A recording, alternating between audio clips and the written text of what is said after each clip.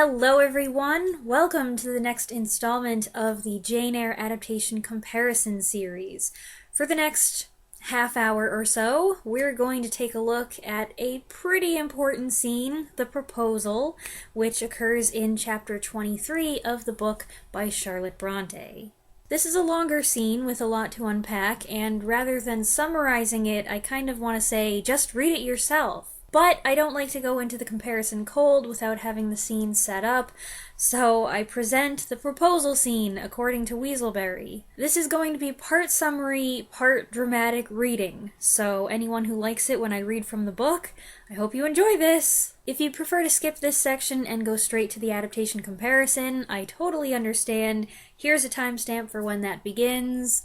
Okay, here we go. Jane's been back at Thornfield for a few weeks, and everything's been quiet and normal, but a little strange. There's a sense of waiting. Everyone's expecting Rochester to go visit Blanche Ingram and announce his engagement to her, and it's not happening. On Midsummer's Eve, Jane goes for a walk at dusk. The feeling of expectancy becomes even more potent as Charlotte Brontë temporarily shifts from past to present tense mid-sentence, which is something she often does when Jane is about to encounter Rochester. Smelling Rochester's cigar and thinking he must be nearby, Jane ducks into a secluded orchard to avoid being seen, but he shows up there. She kind of hides herself and waits for him to move on, but he doesn't, so after watching him stroll around the garden for a bit, she decides to try sneaking out while his back is turned, but then he addresses her. Either he has a sixth sense where she's concerned, or he knew she was there all along. Jane wants to retreat back to the house, but Rochester follows her and is like, "No, let's go for a walk together. It's so nice out. It's too early to go to bed anyway." Jane really wants to go back inside. A private walk with the man she loves at twilight is the most romantic thing to ever happen to her, probably,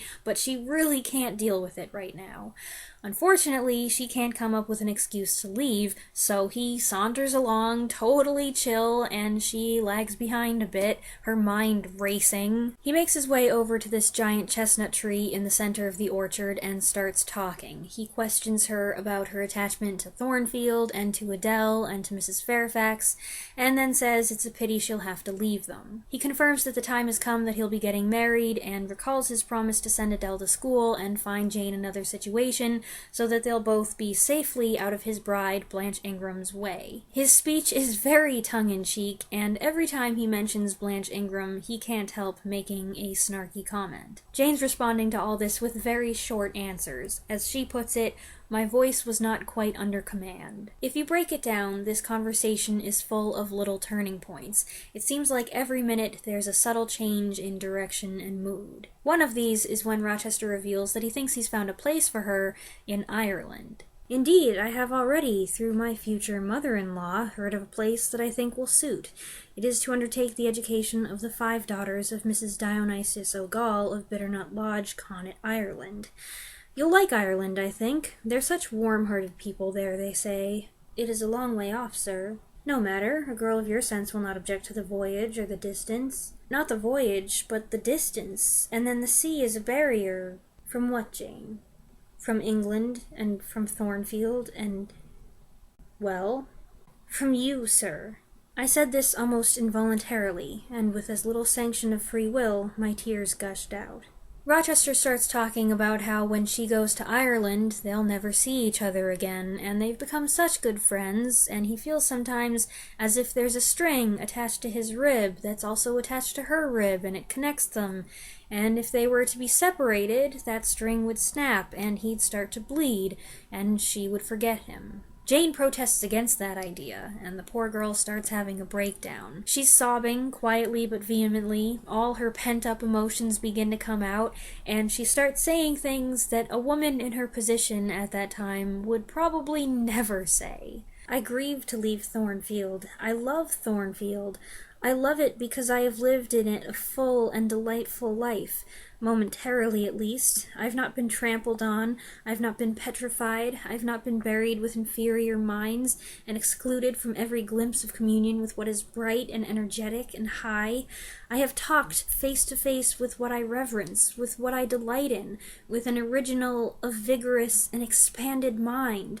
I have known you, Mr. Rochester, and it strikes me with terror and anguish to feel I absolutely must be torn from you forever. I see the necessity of departure, and it is like looking on the necessity of death. Where do you see the necessity? He asked suddenly. Where? You, sir, have placed it before me. In what shape? In the shape of Miss Ingram, a noble and beautiful woman, your bride. My bride? What bride? I have no bride. But you will have. Yes, I will. I will, he set his teeth. Then I must go. You've said it yourself. No, you must stay. I swear it, and the oath shall be kept. I tell you I must go, I retorted, roused to something like passion. Do you think I can stay to become nothing to you? Do you think I am an automaton? A machine without feelings?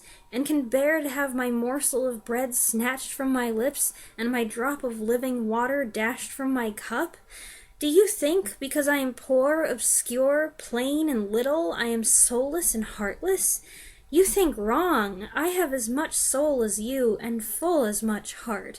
And if God had gifted me with some beauty and much wealth, I should have made it as hard for you to leave me as it is now for me to leave you. I'm not talking to you now through the medium of custom, conventionalities, or even of mortal flesh. It is my spirit that addresses your spirit, just as if both had passed through the grave and we stood at God's feet equal, as we are. As we are, repeated Mr. Rochester. So, he added, enclosing me in his arms, gathering me to his breast, pressing his lips on my lips. So, Jane. But Jane's on a roll. Yes, so, sir, I rejoined, and yet not so, for you are a married man, or as good as a married man, and wed to one inferior to you, to one with whom you have no sympathy, whom I do not believe you truly love. For I have seen and heard you sneer at her. I would scorn such a union. Therefore I am better than you. Let me go. Where, Jane? To Ireland? Yes, to Ireland. I've spoken my mind and can go anywhere now. Jane, be still. Don't struggle so like a wild, frantic bird that is rending its own plumage in its desperation. I am no bird, and no net ensnares me. I am a free human being with an independent will, which I now exert to leave you. Another effort set me at liberty, and I stood erect before him. And your will shall decide your destiny, he said.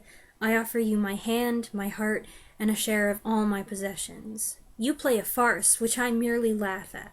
I ask you to pass through life at my side, to be my second self and best earthly companion. For that fate you've already made your choice, and must abide by it. Jane, be still a few moments. You're overexcited.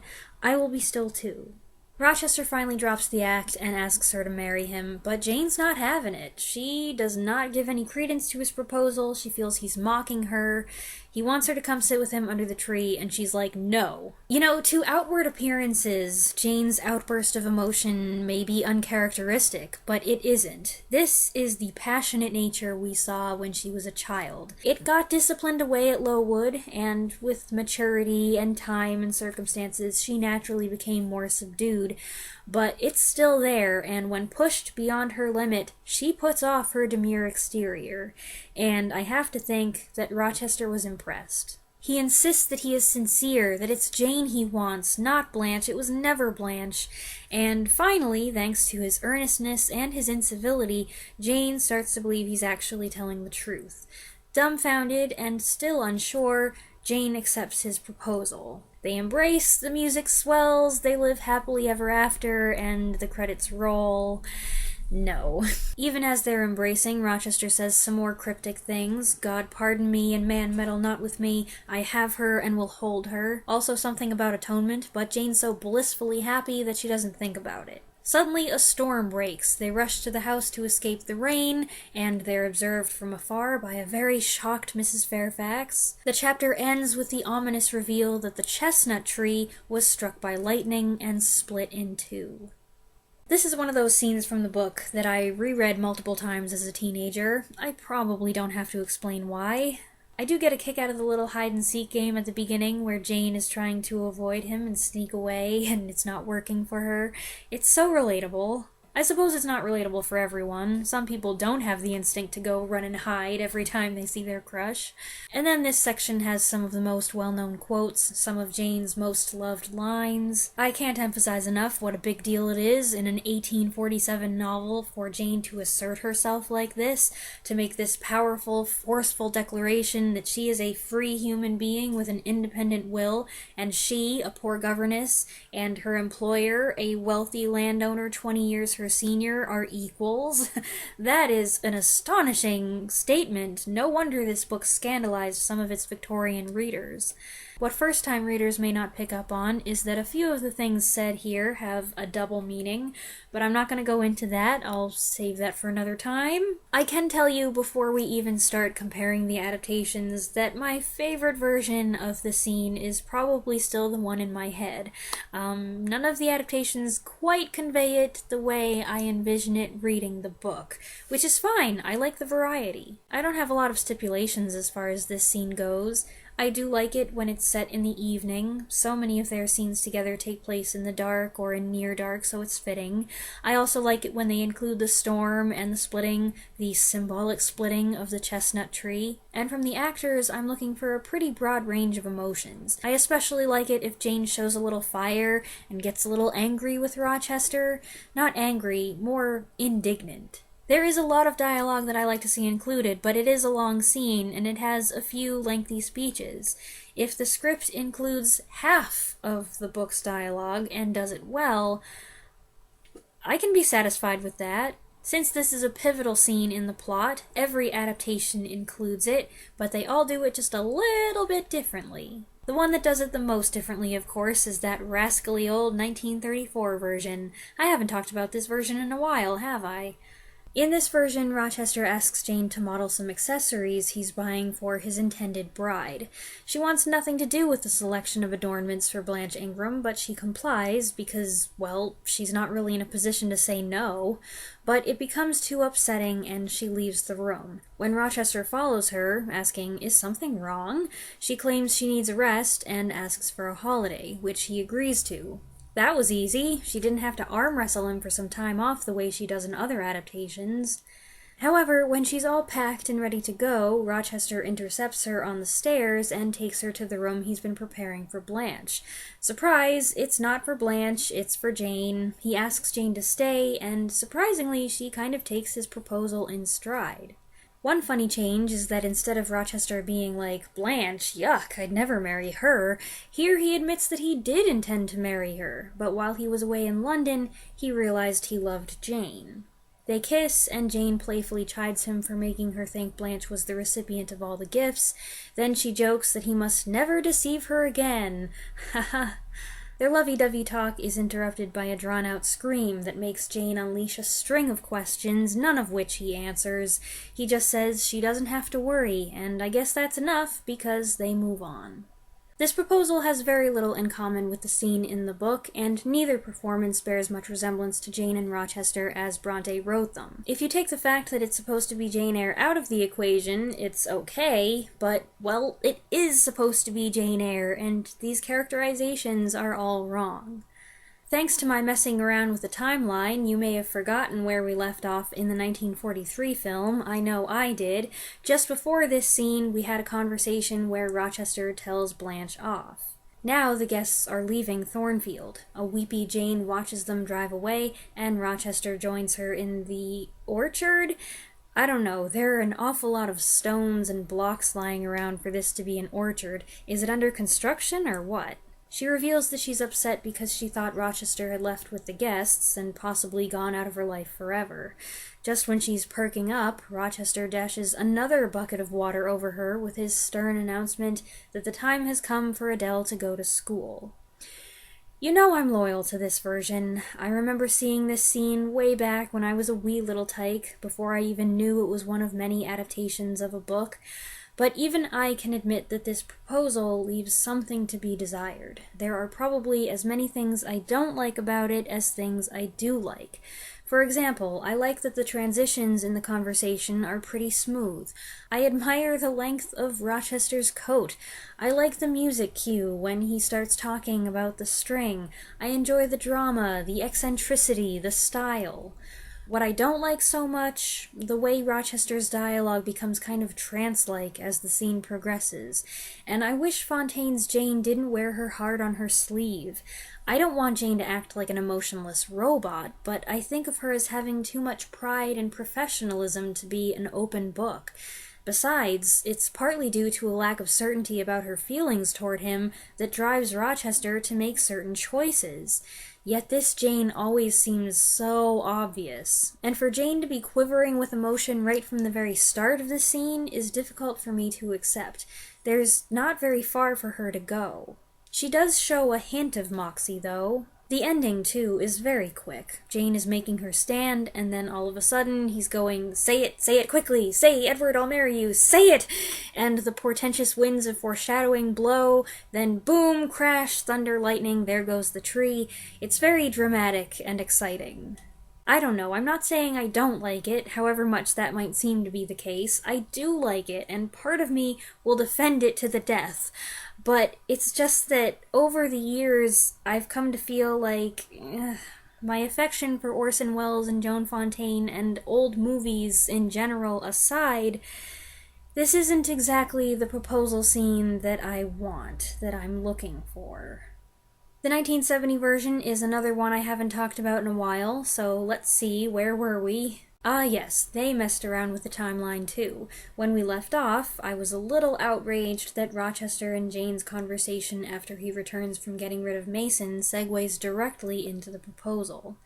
When you watch the movie and you're not obsessing over how closely they did or did not choose to follow the source material, it doesn't seem that strange. It's not like the conversation's going along and out of the blue Rochester asks her to marry him.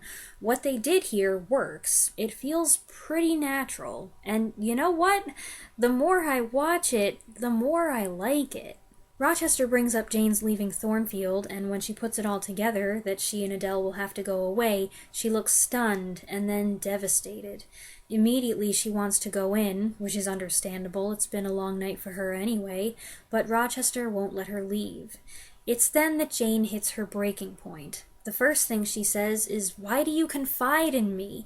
A protest I don't think any other Jane makes, but it's a totally reasonable thing to say.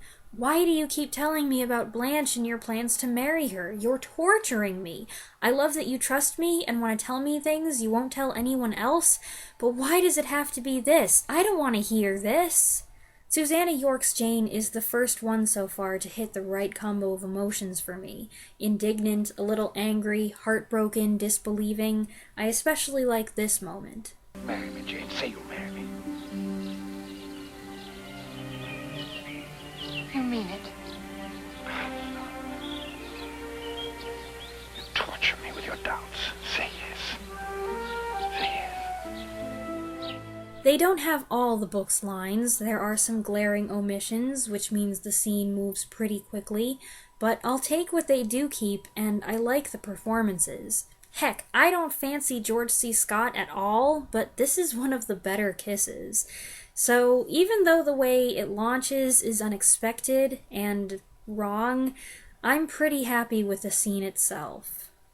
Now we come to the big ones. Honestly, it's dissecting the miniseries adaptations that I found most daunting about this particular scene comparison, just because they're so long.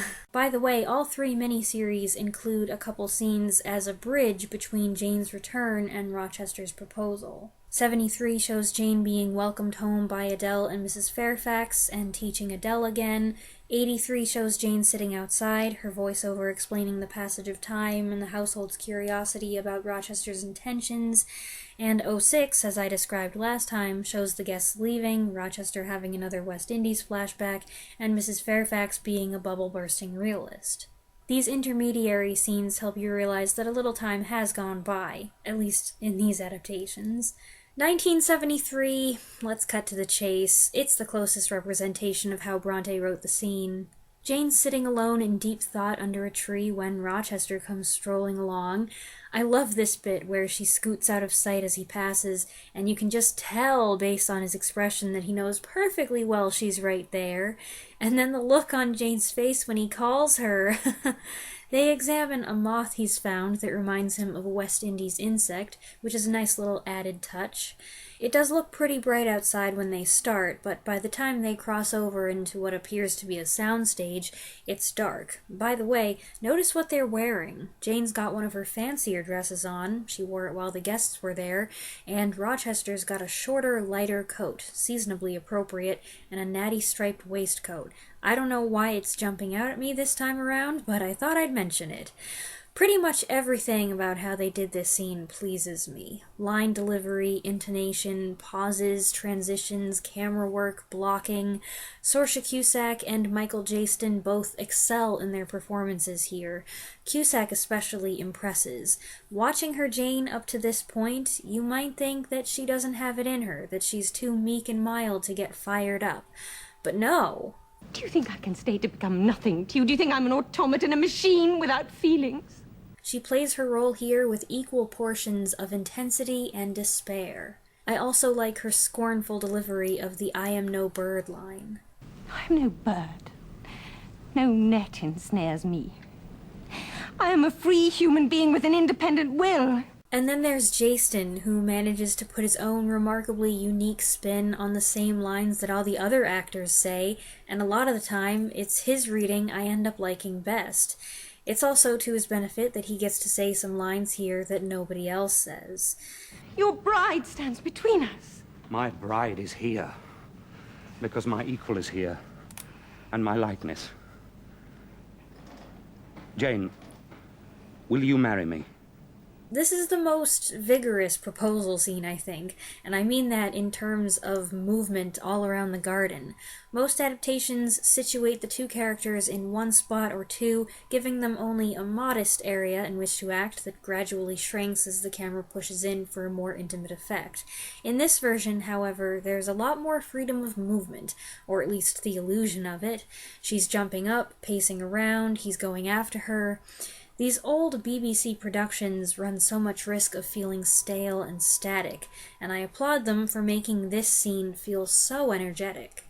Of course, I could do without the interjections of Jane's voiceover stating the obvious, but it's minimal, and the only other criticism I have is that it starts to end a little anticlimactically, as it seems like they're about to just go back to conversing normally, which would be a little silly given the circumstances.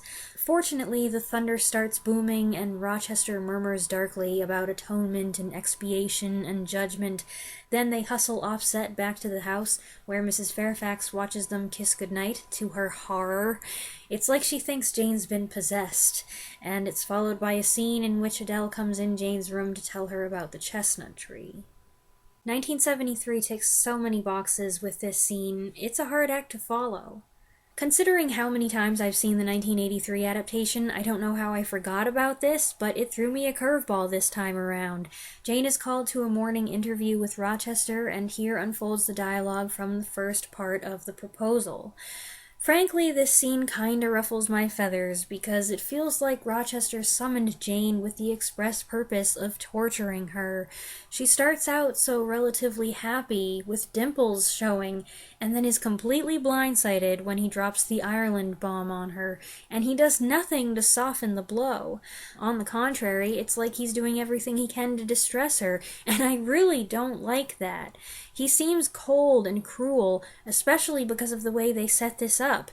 This feels so calculated and intentional, not like the scene normally does where he just happens to find her walking outside and the conversation can develop more naturally.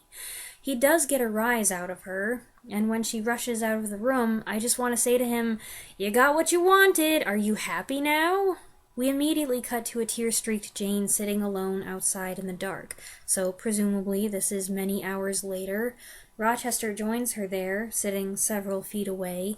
His mood is completely different now. He's being more gentle with despondent Jane, not trying to provoke her. I mean, why should he? She's already upset, the damage is done. Jane's depressed, the lowest we've seen her so far in this adaptation, and she kind of loses it when he insists that she must stay at Thornfield.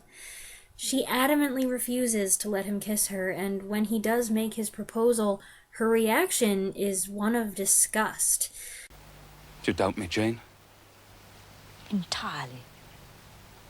You have no faith in me? Not a whit. When she makes it clear she doesn't trust or believe him, he has the nerve to get angry. Hey, Rochester, you know what? You started it. Don't be so dismayed by her sharp reaction after the merry-go-round you've just put her through. She has every right to be doubtful and to take her time with her answer.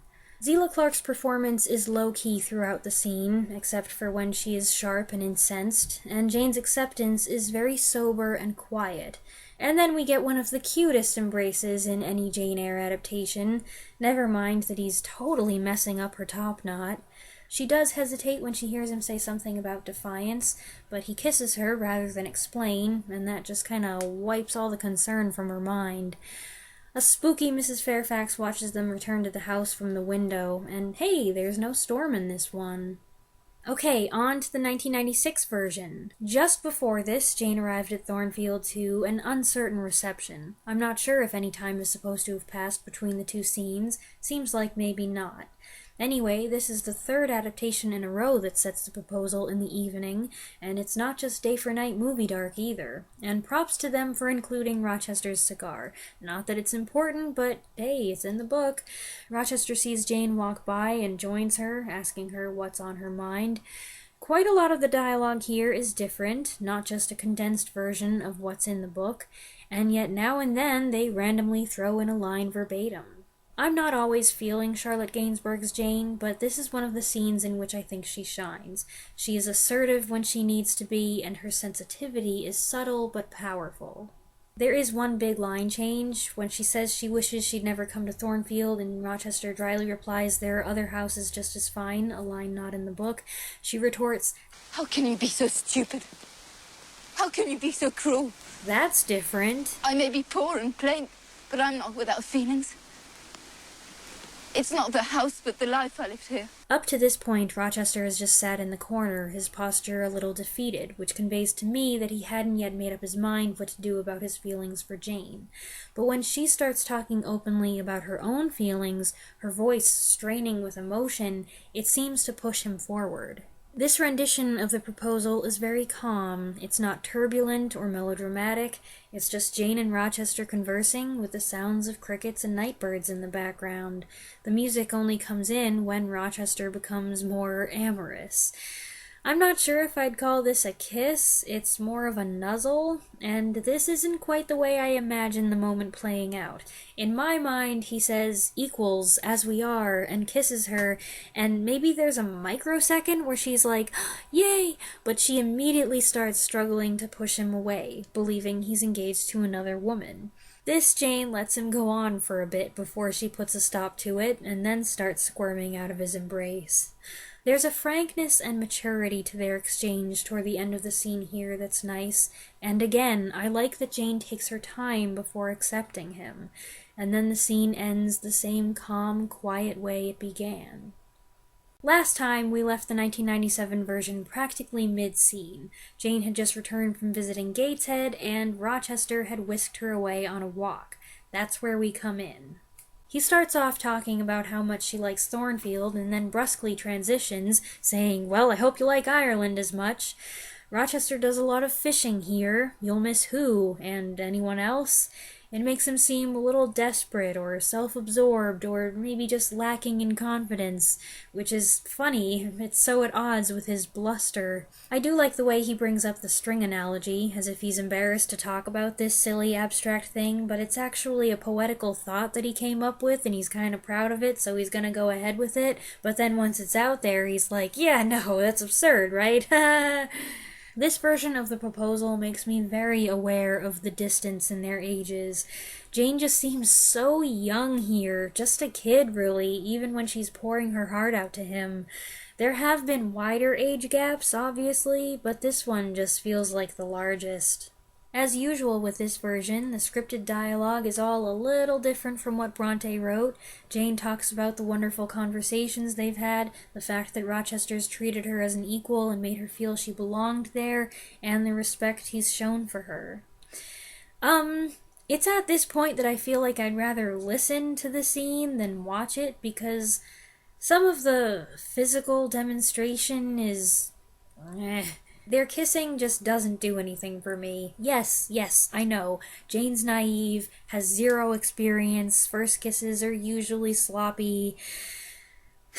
But this is really awkward. I just want to look away. We're almost there. 2006. It's always impressed me here how they captured that freaky look of a day that can't decide if it's going to be sunny or stormy. It's probably CGI, but it's cool. Rochester starts in on Jane's attachment to Thornfield, and by the look on her face, you can kind of tell she has a feeling about what's coming. The first part of the conversation is so desperately business, we're only talking business. It's very full of half-buried emotions and unexpressed thoughts, until, of course, they sit on a rock and start expressing them. Eshton's twins come up again, and Rochester ties them to his string analogy, and once again, it's Rochester saying that she'll forget him that sets her off. Does that remind anybody else of the discussion of constancy and persuasion? This adaptation of the scene definitely seems to me to be the most heated. At times, it feels like an argument. There are some additions. He offers her a hanky, and she rejects it. She says, "You're the best person I know, and I cannot bear the thought of having to leave you," which is not in the book. Also, there's this moment. Must you leave me, Jane? Oh, of course I must, because you have a wife. What do you mean? Blanche Ingram, of course. Credit goes to Ruth Wilson for going the extra mile and getting messy with Jane's emotions, and I think Rochester genuinely looks upset with himself for having caused her this pain. Finally, a Rochester who looks remorseful in this moment. Where the other proposal scenes are more balanced, like a seesaw where she's got a speech and then he's got a speech, I feel like she's carrying most of the weight here. Rochester mostly listens, making only a few brief remarks while she lays it all down. It's only when she's had her say that he almost chivalrously swoops in and stops her downward spiral. Well, actually, it would have been chivalrous to stop her sooner and let her know that her feelings are returned and that happiness is in her grasp. Anyway, Toby Stephens Rochester, who does have his angry or frustrated moments, never raises his voice in this scene. On the contrary, when he proposes, it's in a hoarse, strained, near whisper, which is what my voice is going to be like by the time I finish this video. After the audience has sat through a couple hours of tension, these two finally get to kiss, thank goodness. Jane reassures him that she has no family to interfere with their plans, and he gets a bittersweet, tragic look on his face. Then the storm breaks, and as they run to the house, the tree they were just standing under gets struck by lightning. Now that looks fake. After kissing 4 or 5 or 6 more times, he lets her go inside, passing a suspicious Mrs. Fairfax. The 2011 version sets up the scene quite differently. That's no surprise, they set up a lot of things quite differently. After a conversation with Mrs. Fairfax puts a flea in her ear, sorry, that's such a distasteful expression, Jane approaches Rochester and doesn't ask, but tells him he's getting married and Adele needs to go to school. She also throws in a very flat congratulations. She walks off, but he jogs after her, because there's no time to waste. Even though they're walking side by side, Rochester keeps turning around and facing her and putting himself in front of her. He wants to be sure and have her attention, I guess. He keeps teasing her too, but her reaction is cool, so he drops it. The scene moves at a quick pace. Rochester turns serious, and Jane listens to his string analogy, and then all the angst that's been simmering under the surface comes to a boil. As the dialogue is adapted here, Jane argues, "How could I forget you? I've lived a full life here," and so on. Watching this version, I often wish that Mia Wasikowska was more expressive, but this is one scene that features some of her strongest emoting, as should be the case. She's standing up for herself and standing up to him. She's put up with a lot, and this is her "I'm not gonna take it anymore" moment. I also like her incredulity when he proposes. Will you marry me? Are you mocking me? Do you doubt me? Entirely. But for the sake of time, they don't make Rochester work as hard or wait as long for her to accept. You wish me to be your wife? I swear it. You love me. I do. They make out a bit as the wind changes direction and the music builds, and it's all very nice. By the time they make it back to the house, it's pouring rain, Rochester's acting about 10 years younger, and they can't get enough of each other. The following scene has Jane and Mrs. Fairfax standing by the broken tree while Mrs. Fairfax pours out her doubts and warnings, but I'll talk about that next time. Alright, that's all of them. I don't think I have a clear favorite here. There's a lot of good stuff in most of the adaptations, and my head aches with the effort of trying to choose one over the other, but I do think I'm going to give first place to 1973. It just has so much that feels right to me. My most surprising favorable reaction, though, is to 1970, especially since going into the scene I feel like, what are you doing? But even though it's abbreviated and completely out of place, I just really like the scene itself. As for who had the best kiss, who had the worst kiss, I'm not going to play that game. I hope you enjoyed this adaptation comparison. I would love to hear your thoughts on the proposal scene and adaptations of it, so please share what you think in the comments below. I was going to do the wedding video next, but I've changed my mind. I think I will do a video on the engagement period after all. Does that sound good? Whatever I end up going with, I hope you'll all continue to be along with me for the ride, and I will see you again soon. Thanks for watching.